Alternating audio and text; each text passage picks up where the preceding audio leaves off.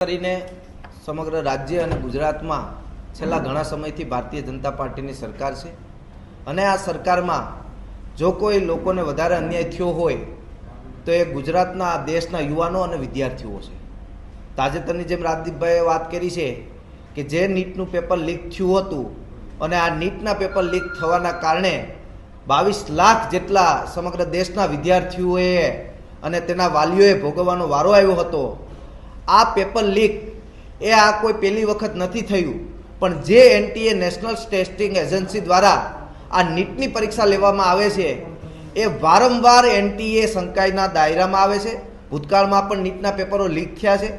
પણ ક્યાંક ને ક્યાંક સરકારના લોકો આમાં ઇન્વોલ્વ હોય અને ભ્રષ્ટાચાર કરી અને આ પેપરો લીક કરવામાં આવતા હોય એવી રીતના એનટીએ ઉપર ભૂતકાળમાં પણ કોઈ પણ પ્રકારના પગલાં ના લેવાના કારણે આ વર્ષે પણ 23-22 લાખ જેટલા વિદ્યાર્થીઓના ભવિષ્ય સાથે છેડા કરવાનું કામ કર્યું હતું અને આ દેશના વિરોધ પક્ષના નેતા આદરણીય રાહુલ ગાંધીજી દ્વારા આ દેશના યુવાનો અને વિદ્યાર્થીઓનો અવાજ બનવા માટે જેમ રાજદીપભાઈએ વાત કરી છે કે છાત્રકુંજ નામનો પ્રોગ્રામ જે લોન્ચ કર્યો છે અને શરૂઆત કોટાથી કરી છે અને સમગ્ર દેશમાં આ શરૂઆતને વેગ આપવા માટે સમગ્ર ગુજરાત અને સમગ્ર દેશના યુથ કોંગ્રેસ એનએસયુઆઈના કાર્યકર્તાઓ રોડ ઉપર ઉતરવાના છે। ત્યારે આની વિગતવાર વાત કરીએ તો ગુજરાતમાં પણ જિલ્લે જિલ્લે વિદ્યાર્થીઓ સાથે સંવાદ કરી અને વિદ્યાર્થીઓને પડી રહેલી જે મુશ્કેલીઓ છે શિક્ષણમાં એ મુશ્કેલીઓનો સામનો કરવા માટે એનએસયુઆઈ યુવક કોંગ્રેસ અને કોંગ્રેસ કટિબદ્ધ રહેશે। અને શિક્ષણ વ્યવસ્થાની વાત કરીએ આપણે કે જે શિક્ષણ વ્યવસ્થામાં ઉઘાડી લૂંટ ચાલુ થઈ છે, ગુજરાતની વાત કરીએ તો ગુજરાતની ભારતીય જનતા પાર્ટીની સરકાર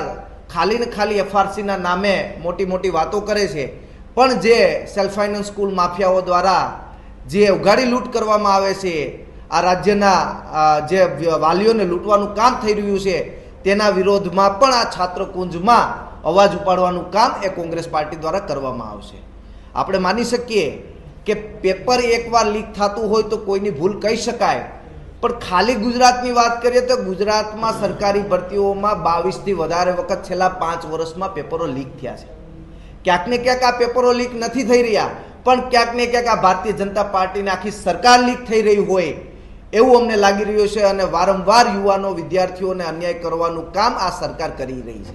ત્યારે આદરણીય નેતા રાહુલ ગાંધીજીના નેતૃત્વમાં સમગ્ર દેશમાં કોંગ્રેસ પાર્ટીનો એનએસયુઆઈ હોય, યુથ કોંગ્રેસ હોય, મહિલા કોંગ્રેસ હોય, તમામ કાર્યકર્તા આ દેશના વિદ્યાર્થીઓ અને યુવાનોને જે અન્યાય થાય છે તેની સામે લડવા માટેનું છાત્રકુંજ નામનો પ્રોગ્રામ એ સમગ્ર ગુજરાત અને સમગ્ર દેશમાં કાર્યક્રમ કરવા જઈ રહ્યો છે। આપ મીડિયાના મિત્રોને પણ ખબર છે કે જ્યારે નીટનું પેપર લીક થયું હતું ત્યારથી લઈ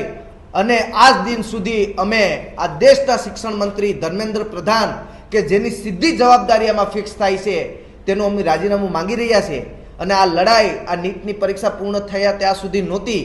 અમારી લડાઈ છે કે જે આ ભ્રષ્ટાચારી સિસ્ટમ છે, જે આ ભ્રષ્ટાચારી લોકોના કારણે લાખો કરોડો વિદ્યાર્થીઓને હેરાનગતિનો સામનો કરવો પડે છે, એ ભ્રષ્ટાચારી લોકો ઉપર કડકમાં કડક કાર્યવાહી થાય તે જ માંગ સાથે આવનારા દિવસોમાં છાત્રકુંજ નામના કાર્યક્રમનું ગુજરાતમાં આયોજન કરવામાં આવશે।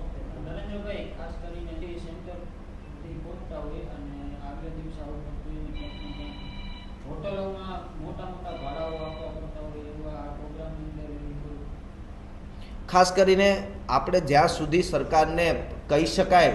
ત્યાં સુધી કહેતા હોય છે, પણ હું અભિનંદન આપીશ સામાજિક સંસ્થાઓને, સામાજિક આગેવાનોને